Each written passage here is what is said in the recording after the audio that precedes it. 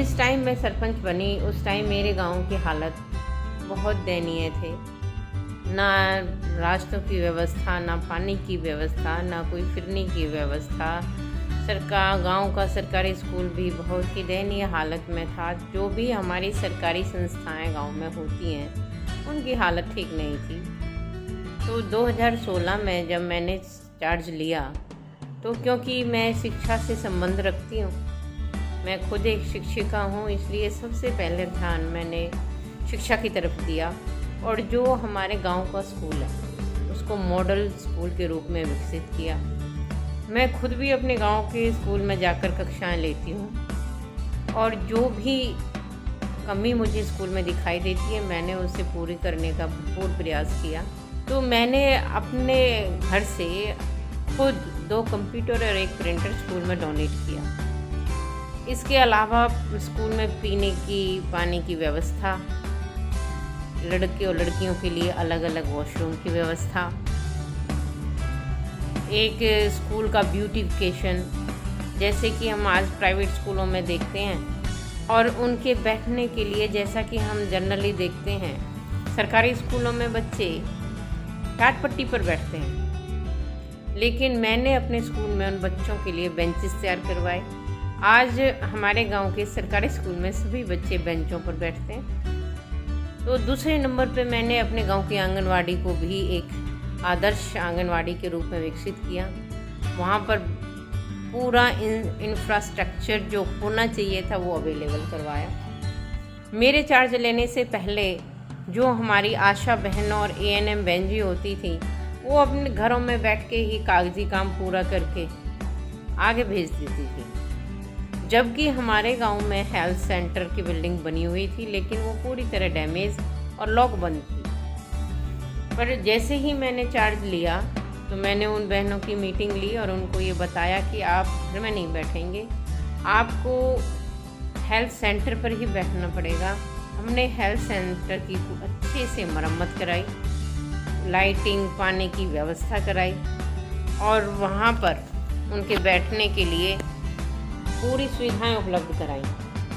हमने मीटिंग कर करके गांव के लोगों को अवेयर किया कि वो अपने घरों में शौचालय बनवाएं, बाहर ना जाएं, और जब तक उनके घरों में शौचालय नहीं बनते तब तक हमने कम्युनिटी टॉयलेट की व्यवस्था गांव के लोगों के लिए की। इसके अलावा गलियों की व्यवस्था करना, गलियों में पानी की निकासी नहीं होती है, गलियां में कीचड़ है, गली बनी नहीं हुई है। उसके बाद हमने अपने गांव की गलियों को सुधारा, उन गंदगी को साफ किया, पानी निकासी के लिए नालियों की व्यवस्था की और आज मेरे गांव की सभी गलियां पक्की हैं, पानी की निकासी की व्यवस्था बहुत अच्छी है। हमने अपने गांव में जगह जगह जहां भी उचित जगह हमें दिखाई दी वहां डस्टबिन की व्यवस्था की।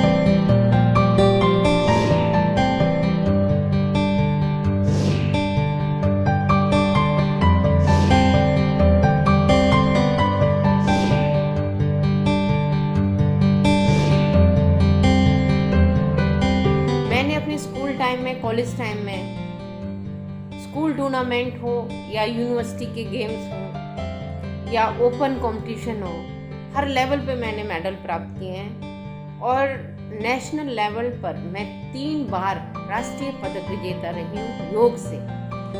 और केवल कंपटीशन ही नहीं, हमने थ्योरेटिकल भी, मैंने इसमें योग में मास्टर डिग्री ले रखी है उत्तराखंड संस्कृत यूनिवर्सिटी से। तो योग को हमने जीवन में बहुत जिया है और इसका बहुत ही अच्छा प्रभाव मनुष्य के जीवन पर होता है। 7 स्टार रेनबो स्कीम के तहत मेरी पंचायत दोनों बार 6 स्टार पर रही और इसके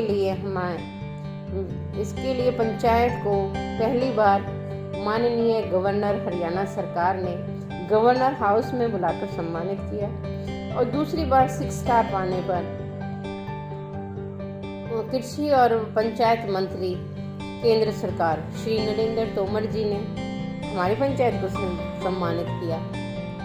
इसके अलावा मेरी पंचायत को पंचायत शक्ति अवार्ड से नवाजा गया। पहली बार तत्कालीन पंचायत मंत्री श्री ओम प्रकाश धनखड़ जी के द्वारा और दूसरी बार माननीय सीएम हरियाणा श्री मनोहर लाल खट्टर और श्री ओम प्रकाश धनखड़ जी जो अध्यक्ष हैं वर्तमान में और पूर्व पंचायत मंत्री रहे हैं, उन्होंने पंचायत शक्ति अवार्ड देकर मुझे नवाजा।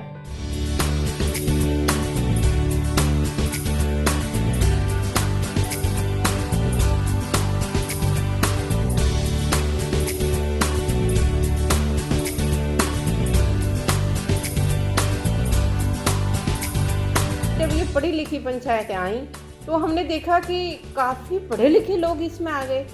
तो हम ये तो मानेंगे कि जहाँ शिक्षा का कोई आधार ही नहीं था, कोई बेस ही नहीं था, कोई अनपढ़ भी आके वहाँ बैठ जाता था, आज इतने पढ़े लिखे लोग इसमें आए कि 11% से ज़्यादा लोग BA या इससे भी ऊपर हैं। कोई इंजीनियर है, हम देखते हैं कोई वकील है, कोई लॉयर है, कोई लेक्चरर है, कोई टीचर है। इतने अच्छे लोग आए इसमें और जहाँ जहाँ ऐसे लोगों का आना हुआ वहाँ विकास कार्यों में बदलाव देखने को मिला है, इसमें कोई शक नहीं है।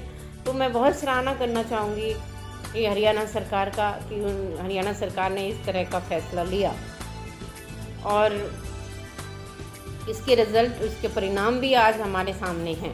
पहले मैं तो ये सोचता हूँ कि पहले सरपंच जो होते थे वो सिर्फ एक BDO ऑफिस तक सीमित होते थे या एक अपने सेक्रेटरी तक उनका दायरा होता था। सेक्रेटरी ने जो बोल दिया, जो कर दिया वो हो गया, उससे आगे के उनके को ही पता नहीं होता था। जो मैंने अब तक का अपने गांव का रिकॉर्ड देखा है, अपने पिछले सरपंचों का रिकॉर्ड देखा है।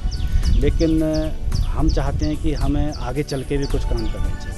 हमारे आगे DC साहब भी बैठे हैं, ADC मैडम भी बैठी हैं, जहाँ से स्कीमें सारी लॉन्च होती हैं, वो हमें रास्ता भी दिखाते हैं। सरपंच साहब आप ऐसे करो, जहाँ हमारी मदद चाहिए वो हम आपको मदद देंगे।